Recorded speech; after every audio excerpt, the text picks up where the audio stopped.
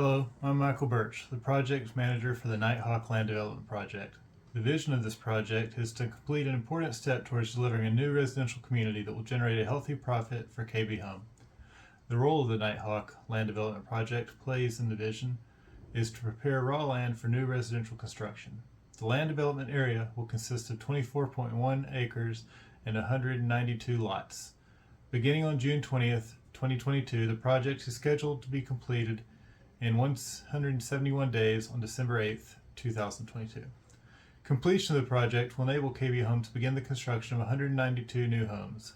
Once these homes are complete, they will be sold to generate a profit and fund other KB Home's residential development projects.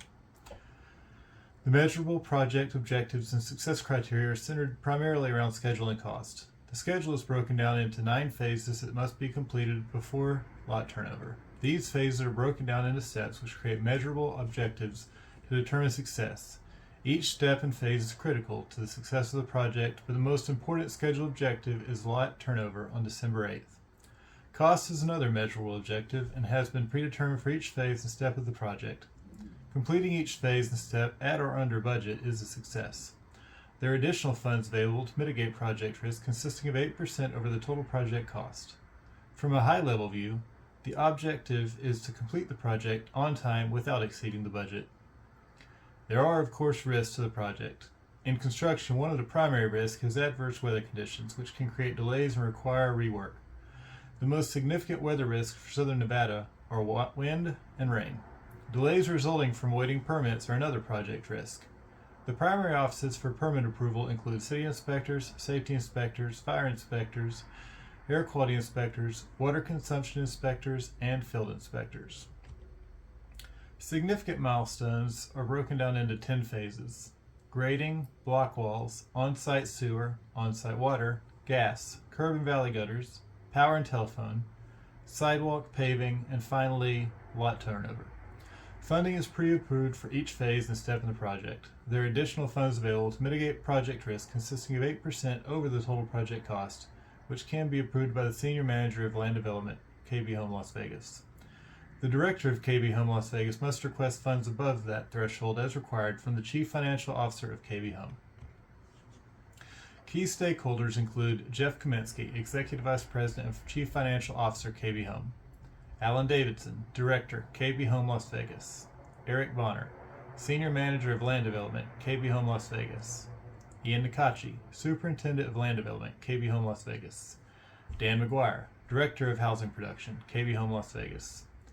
The project is approved by Jeff Kaminsky. To complete the project, an acceptance inspection must be completed with the Director of Housing Production for KB Home Las Vegas.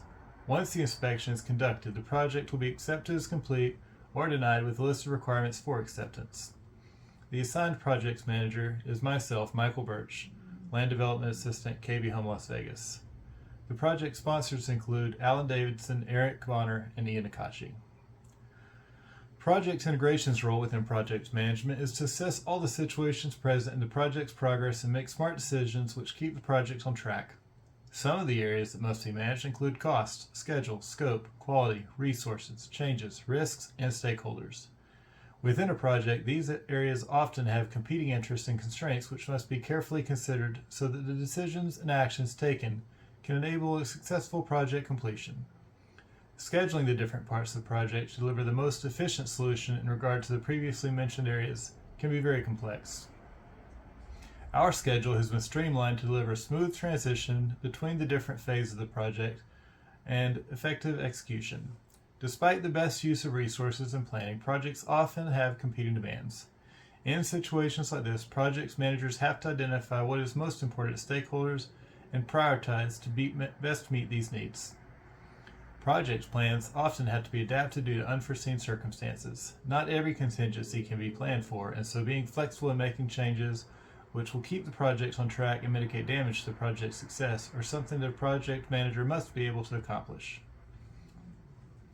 The project resources include our grading team, Eagle Excavation; block wall team, Hershey Masonry; on-site sewer, Penny Construction; on-site water, J&L Construction; gas, BC Plumbing; curb and gutters, J&J Asphalt; Power and Telephone, GSL Electric. Sidewalk, JTB Landscapers. Paving, Las Vegas Paving Corporation. And lot turnover, finally, with Dan McGuire, the Director of Housing Production. Our assumptions for the project are that each subcontractor team will start their task as scheduled, have all the necessary resources available when required, and complete their task on schedule. We are also assuming that adverse weather will not delay the schedule. Project constraints include schedule, budget, and inspections. So for our status update on this project, the project has been moving along well, and until task 28 we were on schedule. After the heavy rains on the night of November 8th, some of the trench work completed in task 27 was set back and required rework. As a result, we spent 2 days re-accomplishing the trench work and began the secondary wire pull 2 days late. I am requesting approval to authorize overtime for task 29, backfill, to correct our course and get us back on schedule. I recommend overtime for 2 hours a day throughout backfilling the trenches. This will result in 112 hours of overtime pay. It will be well worth the cost, though, as it will allow the start of task 30, installing concrete collars, on the 23rd of November as scheduled. The weather suggests we will not have any heavy rains or winds over the next 2 weeks, so this adjustment should be all that is needed to ensure an on-time project turnover. It will also support smooth project integration, as the only subcontractor we will have to adjust for is GSL Electric, who is responsible for the power and telephone tasks. I have spoken with their leads, Steve Shivers and Reginaldo Ramirez, and they can facilitate this adjustment as long as we can pay the cost difference for their backfill team's overtime work.